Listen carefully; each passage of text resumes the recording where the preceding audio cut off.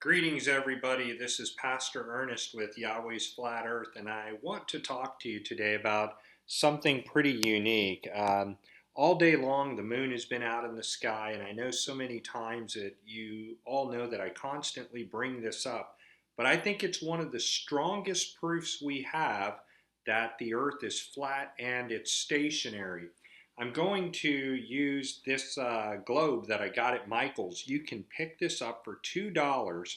And it's kind of cool. It bounces. You can squeeze it. It's a great tool to use to carry in your pocket, to carry in your briefcase.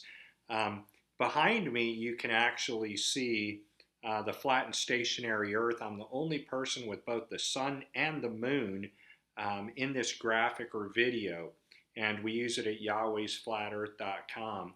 I created this, I believe, back in 2013, 2014, probably at the end of 2013, when I started becoming a flat earther.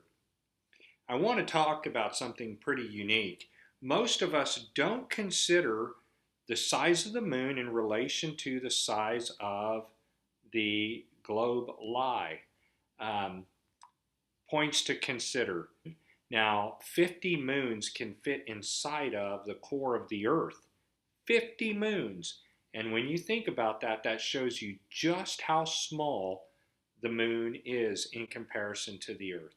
So, if 50 moons can fit inside of the Earth, we also know that the moon is exactly 111 moons away from the globe. Now, I can't even reach this distance, but if I did, you're talking 100 altoids, and an altoid is a perfect representation of the size of the globe. So 50 moons inside of the globe. The moon is actually uh, 110 moons away, and I can't even reach that distance. 111 moons away to be exact. I said 110, but the correct answer, according to the Masonic liars at NASA, is 111 moons. Now, did you know that the moon is exactly 32 globes away from the Earth? So 32 globes. Now this is 3 inches in diameter. That means that we have 90 inches away.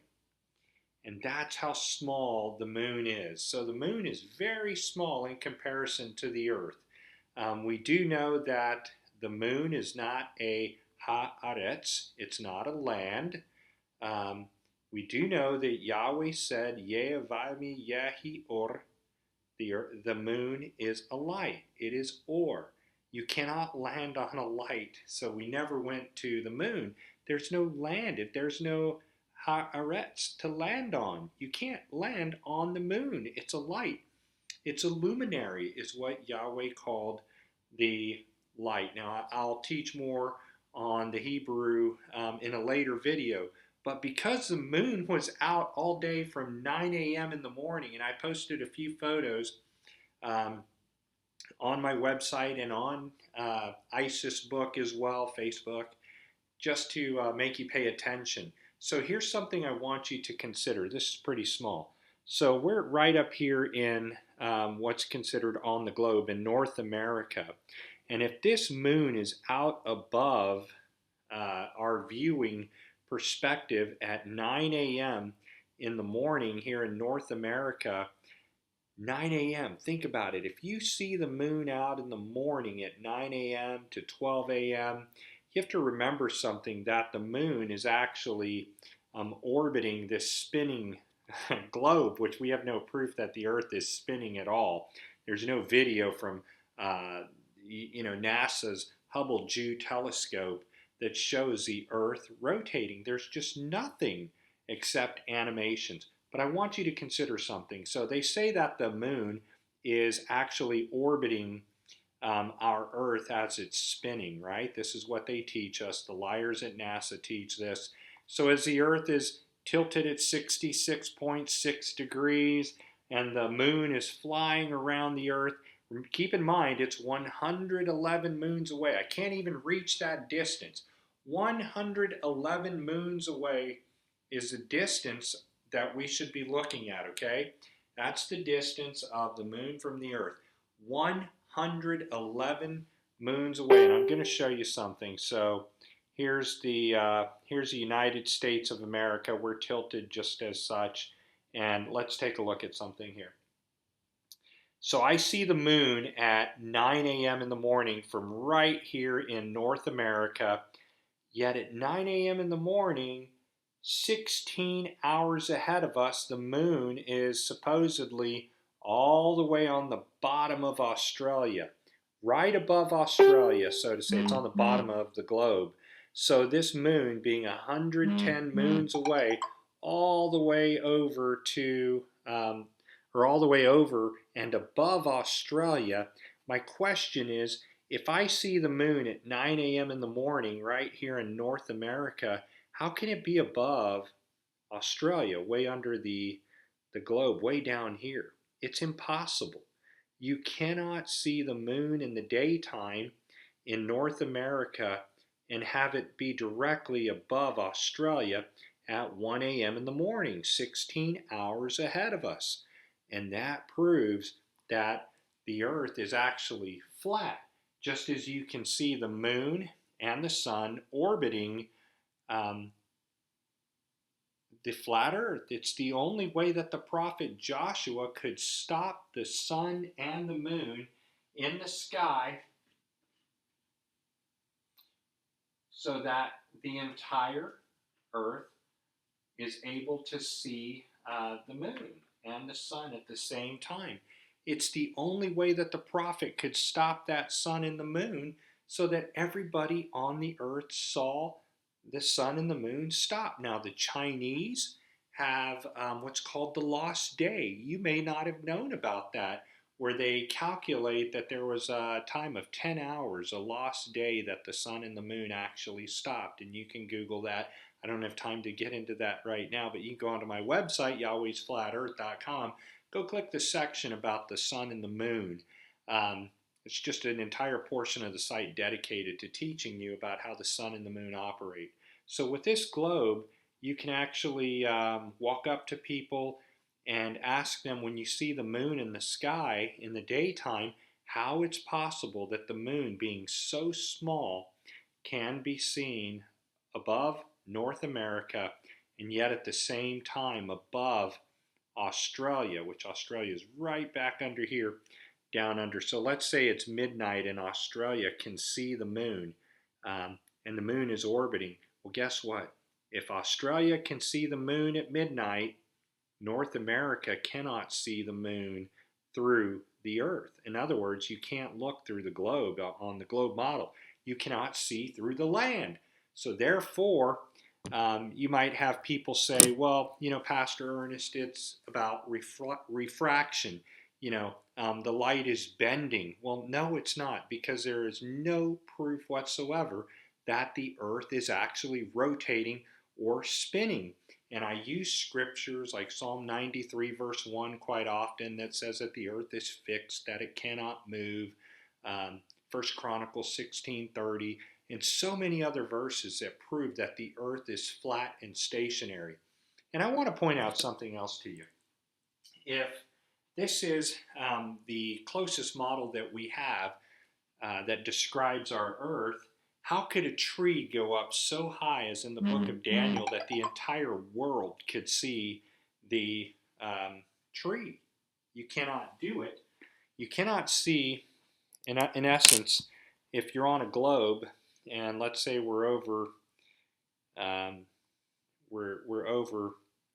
Palestine, or we're over Africa, whatever part you're over, if you have a tree going up so high on a globe, if I'm in another part of the globe, say for instance in Australia, I can't see the tree because I would lose my perspective of view.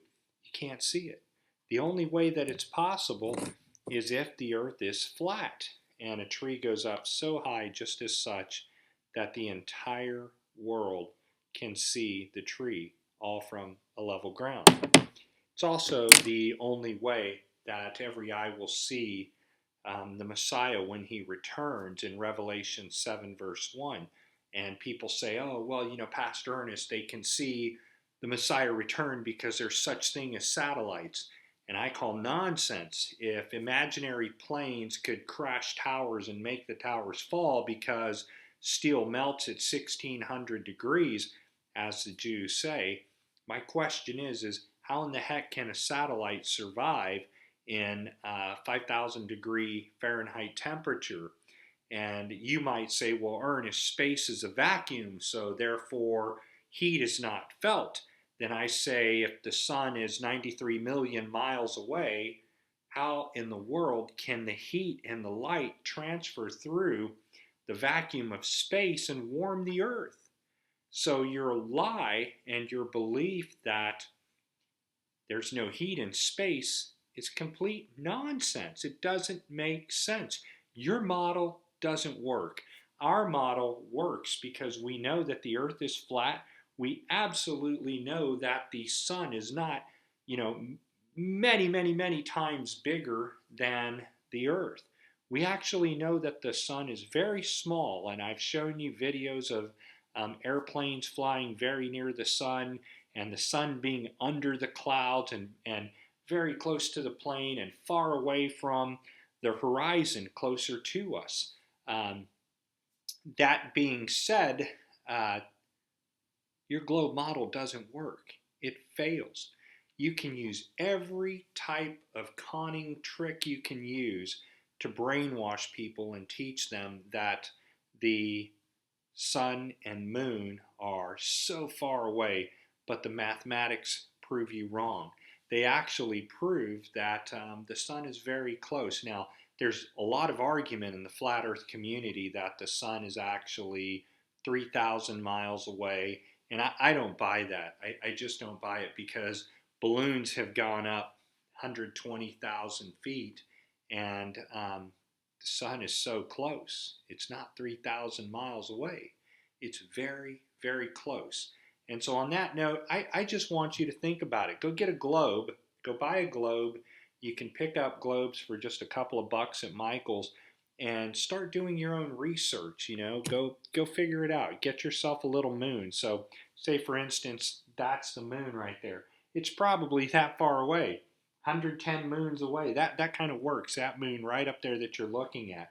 And so, therefore, if this Earth or this globe is actually spinning and the moon is orbiting this globe, my friends, it proves that the moon is so small in comparison to the globe that's 24,901 miles in circumference, which, by the way, works out to another 666 equation when you look out at the distance of the globe.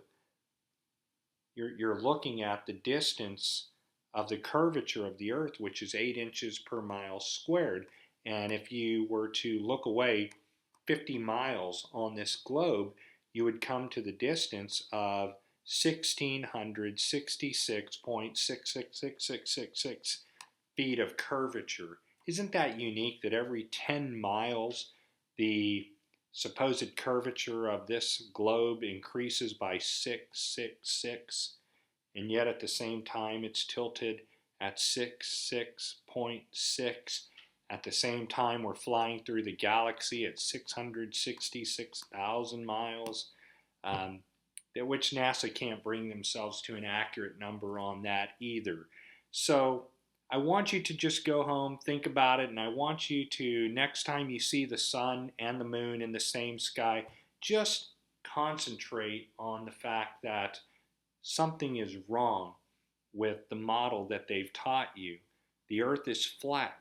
When you see the sun and the moon in the same sky at 9 a.m., 10 a.m. in the morning, it is all the proof you need to realize that the earth is flat and this globe model is nonsense. I'm Pastor Ernest with Yahweh'sFlatEarth.com.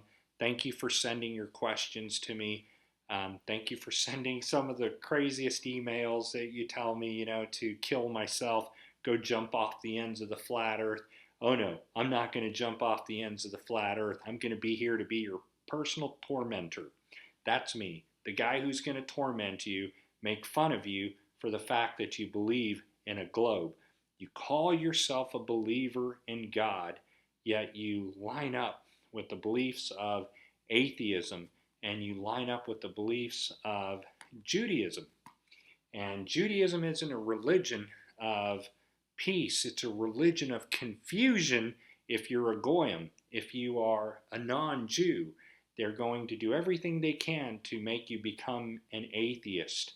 And when you finally wake up, because the flat earth is going to make you realize that there is a creator. You cannot argue this. You may not agree who the creator is, you may not know who the creator is, but the earth belongs to Yahweh and the fullness thereof. And guess what? He did not create this flat earth and tilt it to 66.6 degrees. That's absolute satanic nonsense. I hope you enjoyed this video. I look forward to seeing you very soon. I'll be in Boston, Massachusetts this month from the 14th to the 19th. I will be speaking at Bethel Synagogue, and I will be speaking at the Wayland Mosque. I hope to see you there. I've already got confirmation and schedules. You can go to my website, Yahweh's Flat Earth, to find out what my itinerary is. And I'm going to be going up there to meet the militant atheist and hanging out with my buddy Harold. So on that note, I wish you all the best, and I look forward to seeing you very soon. This is Pastor Ernest with Yahweh's Flat Earth. So long, everybody.